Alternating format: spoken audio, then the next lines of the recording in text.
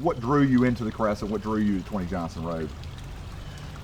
Into the Crescent, I think largely because I grew up in a small town in Arkansas with neighborhoods much like this. In the neighborhood that I lived in most of my career and adult life, raising my kids, was a neighborhood similar to this, and a house even similar to this.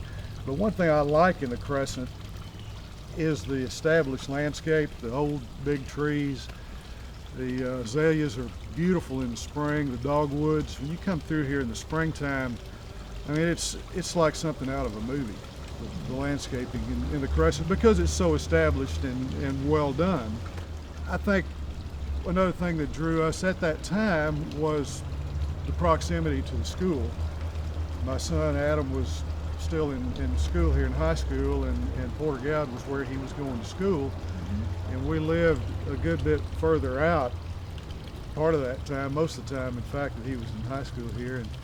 And you know, I just realized that it would be so much more convenient for him and his friends who came around a lot to be in a neighborhood that they could be at their school in 3 minutes.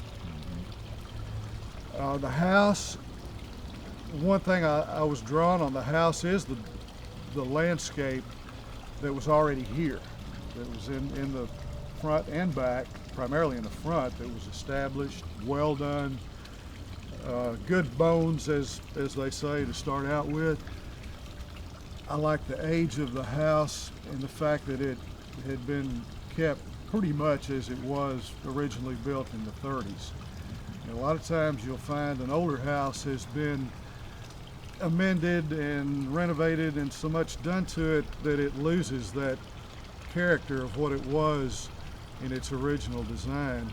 And this house had retained almost all of its original look and its footprint, and very little change. Was built in 1934. 1934. And I've got the blueprints, the actual blueprints of the architect from 1933. And in some of the restoration work you did, talk a little bit about that. I mean, you wanted to keep it in line with what was already here. Exactly. I felt like one thing that needed to happen was to create more space. And without altering the original house, fortunately there was a lot of room back here behind the pool. And I could envision a structure going back here that would provide an additional full bedroom and bath, as well as additional storage, because you know the houses that were built in that era didn't have a lot of storage space. So when we built the pool house, we designed the upstairs to have 2 long corridors of storage that are in the pool house. Also the fact that we could have another whole area for a guest or a mother-in-law situation, or as it worked out for my son, it was the college age hangout for the last 2 or 3 years. Another renovation, of course, we did, Bob, was in the main house, adding the master. The closet space in the old master was limited, so we took the old master bedroom and basically converted into a new laundry room and a huge walk-in closet, and then built a new master up over the existing family room, which was a 1-level room. So we were able to keep the same footprint, keep the same appearance from the outside pretty much, and build a very sizable new master bedroom. The family room to the back out here is the same dimensions as it was. We added a coffered ceiling.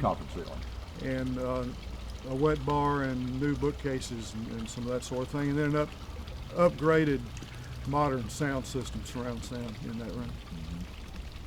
Well, I know from previous conversations, one of the things, and I think you alluded to it earlier, the gardens. You had a pretty well-known Charleston landscape architect come in, and she felt that we had a really good starting point because of what was already here and what was already established. So we didn't really need to remove anything, basically. We added to certain areas here in the back, of course, landscaped around the pool house, which was a new addition. The pool is already here. We've landscaped a good bit around the deck area out here and added some new foundation landscape in the front. But Sheila was very impressed with what was already here, that we didn't have to start from scratch to do. And I like good landscape. That's one of the things that makes me enjoy my home is being able to come out in the yard and do stuff and then come out the next day and just walk around and enjoy it and feel like you've accomplished something good outside in nature. And one thing too out in the back is the quiet privacy of the backyard. It's very quiet out here most of the time. You have a little bit of sound of the birds and then the water that you can hear splashing over here in the hot tub from the fountain.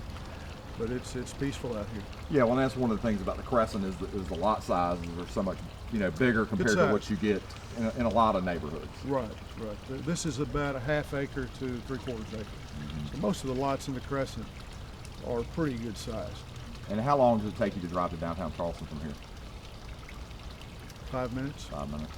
And then the airport's what, maybe 15 or so?